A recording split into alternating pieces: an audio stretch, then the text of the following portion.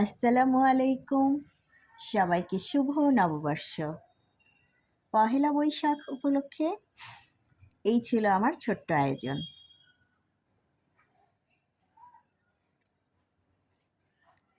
ডিম ভর্তা, আলু ভর্তা, মাছ ভাজি, ডাল ভুনা,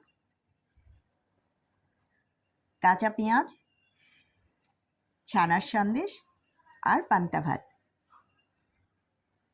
আলু ভর্তা আর পান্তা ভাত আমার সবচাইতে বেশি প্রিয়। আসলে আলু ভর্তাটাই আমার প্রিয়। মাছ ভাজিও ভালো লাগে। ডাল ভুনার কথা আর কি বলবো, অনেক মজা।